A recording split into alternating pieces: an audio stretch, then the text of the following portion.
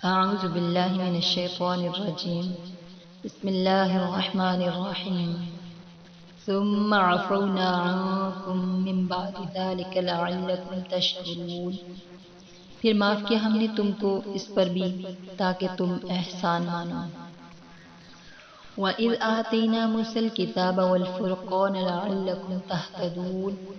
اور جب دی ہم نے موسیٰ کو کتاب اور حق کو ناحق سے جدا کرنے والے احکام تاکہ تم سیدھی راہ پاؤ. سورہ بقرہ کی آیت نمبر 52 اور 53 کا ترجمہ کیا گیا. اب اس کی تفسیر سن لیجیے. اللہ تعالیٰ کے اس توقع رکھنے کا مطلب نعوذ باللہ یہ نہیں کہ اللہ تعالیٰ کو شک تھا، بلکہ مطلب یہ ہے کہ یہ درگزر کرنا ایسی چیز ہے کہ دیکھنے والوں کو شکر گزاری کی توقع کا گمان ہو سکتا. آیت نمبر 53 میں بتایا گیا کہ فیصلے کی چیز یا تو ان احکام شرعیہ کو کہا جو تورات میں لکھے ہیں، کیونکہ شرع سے تمام تر اعتقادی اور عملی اختلافات کا فیصلہ ہو جاتا ہے، یا موجزوں کو کہا کہ ان سے سچے جھوٹے دعوے کا فیصلہ ہوتا ہے، یا خود تورات ہی کو کہہ دیا کہ اس میں کتاب ہونے کی صفت بھی ہے اور فیصل ہونے کی صفت بھی ہے، یعنی یہ فیصلہ کرنے والی ہے کس چیز کا، حق اور ناحق.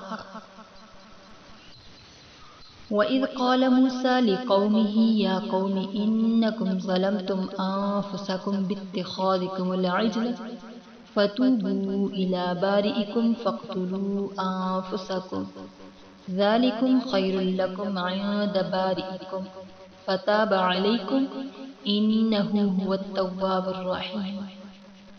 وَإِذْ قَالَ مُوسَىٰ، اور جب کہا موسیٰ نے اپنی قوم سے، یا قومی اے میری قوم، انکم ظلمتم انفسکم، بے شک تم نے ظلم کیا اپنی جانوں پر خود، باتخاذکم العجل، بچڑے کو معبود بنا کر، فتوبوا الی بارئکم، اب توبہ کرو، الی بارئکم، اپنے پیدا کرنے والے رب کی طرف، فاقتلوا انفسکم، اور مار ڈالو اپنی اپنی جان. ذالکم خیر لکم عند بارئکم، یہ بہتر ہے تمہارے لیے تمہارے خالق کے نزدیک. فتاب علیکم، پھر متوجہ ہوا تم پر. انہ هو التواب الرحیم، بے شک وہی ہے معاف کرنے والا نہایت مہربان. سورہ بقرہ کی آیت نمبر 54 کا ترجمہ کیا گیا. اس آیت میں یہ بتایا گیا کہ یہ اس طریق کا بیان ہے جو ان کی توبہ کے لیے تجویز ہوا، یعنی مجرم لوگ قتل کیے جائیں، جیسا ہماری شریعت میں بھی بعض گناہوں کی سزا باوجود توبہ کے بھی قتل اور جان ستانی مقرر ہے.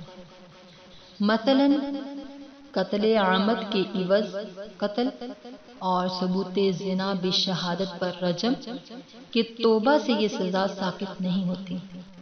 چنانچہ ان لوگوں نے اس پر عمل کیا جس کی وجہ سے آخرت میں مورد رحمت اور عنایت ہوگی.